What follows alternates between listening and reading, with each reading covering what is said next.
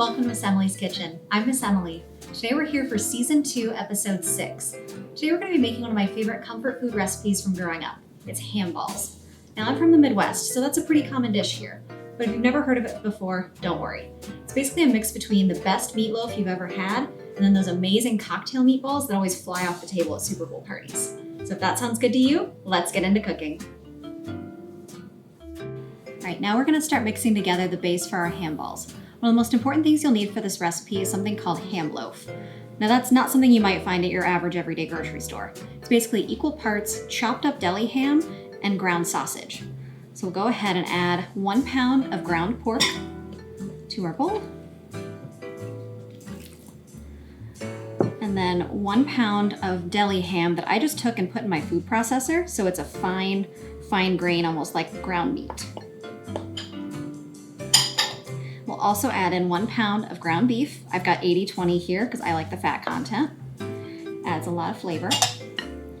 Then we're gonna add in 1.5 cups of ground up graham cracker crumbs, just regular honey graham crackers. This is what's gonna make it like a savory and sweet dish, which makes it really, really good. Now I'm gonna take 3/4 cup of milk and add in 2 eggs. It's gonna be our binder for the meatballs. Help everything hold together. We'll just mix this ahead of time so when it gets into the meat mixture, you don't have to worry about it.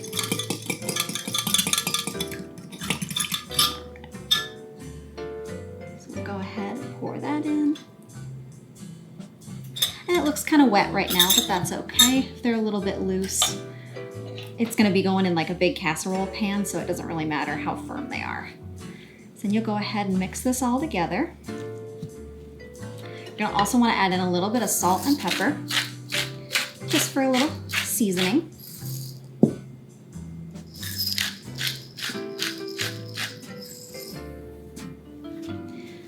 Alright, and then just mix everything till it's combined. I've got a big wooden spoon for this. You can also just get right in there with your hands, especially if you've got rubber gloves to use. That way you don't make quite a mess.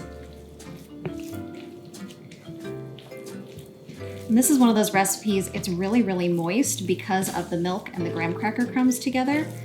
Makes it so you're not having like a tough, chewy meatball. It's something that's nice and kind of falls apart in your mouth like meatloaf does. That is good meatloaf. I know not everybody's relatives have always made the best meatloaf over the years. Sometimes you get one that's like a brick, and sometimes you get that actually good stuff. Makes sense why some kids grew up hating meatloaf. Not everybody makes it the same way. All right. Looks like that is all combined together. Just a nice homogeneous mixture. And I know making meatballs of any kind never look very pretty right away. It always looks better when they're nicely browned and either in your sauce or on your plate. But the meat mixture itself doesn't look too appetizing. All right, so now you can see it's all nicely combined together. So we're gonna get out a big cookie sheet. I'm gonna get some rubber gloves and we'll start shaping our meatballs. So now we're gonna go ahead and start rolling our meatballs. I've got my mixture off to the side, and then I just have a big cookie sheet here. When they're done, they're gonna go in a 9x13 pan, but I like to roll them and have them on a cookie sheet first, just so that way I can see how many I have and how big of a pan I need. So I've got my rubber gloves on because I like to keep my hands clean, but feel free to do it however you like. You can also use a cookie scoop if you want, just to get them more perfect, but I like just the hand roll method. So I've got a spoon. I'll take about, a golf ball size amount and roll it together. It is kind of sticky and wet, so that's why I like the gloves, so it's a little less mess. So it's not the firmest meatball you're ever gonna make. All right, so I'm gonna make them about that big. Just make as many as your mixture allows for.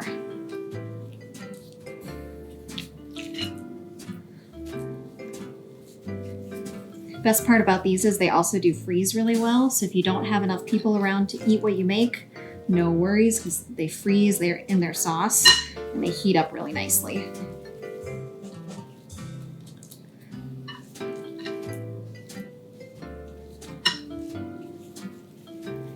If they're not all the same size, that's all right. Nobody's really paying attention.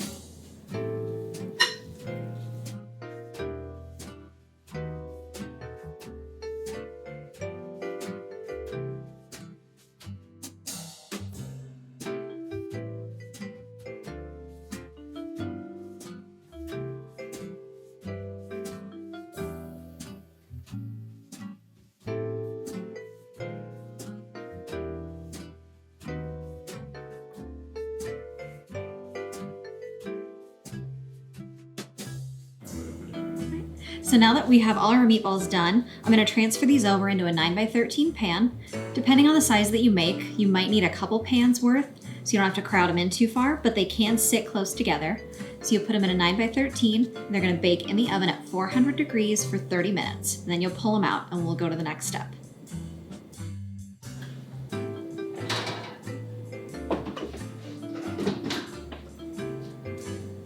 So here's what they should look like. They're only about halfway cooked at the moment, so we're gonna go ahead and make our sauce, and it's gonna get drizzled on top. So these are gonna go off to the side while we make some sauce. So we're gonna go ahead now and mix together the ingredients for our sauce. Now this recipe part is actually doubled from the original recipe.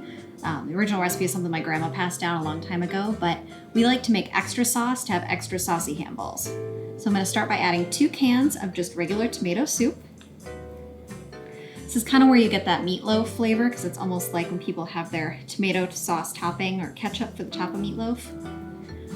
So 2 cans tomato soup, and then 2 cups of brown sugar.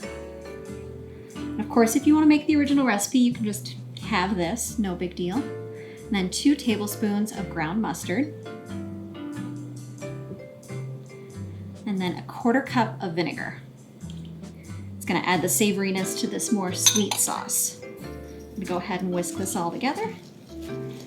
And this sauce is great because usually when we're done with ham balls, we serve them over like white rice or mashed potatoes, and this sauce soaks up great on the rice. All right. So now that this is all mixed together, we're gonna go ahead and pour it on our ham balls, and they're gonna go back in the oven at 400 degrees for another 30 minutes, and we'll be all done. So now our ham balls have come out of the oven after their other 30 minutes of cooking with the sauce on. This is what they look like. You can see our sauce has gotten a little bit thicker. The sugar's caramelized in it, so it's kind of like a sweet barbecue sauce almost. Feel free to serve these over top of some white rice or alongside some mashed potatoes. Either way, they are delicious and great meal.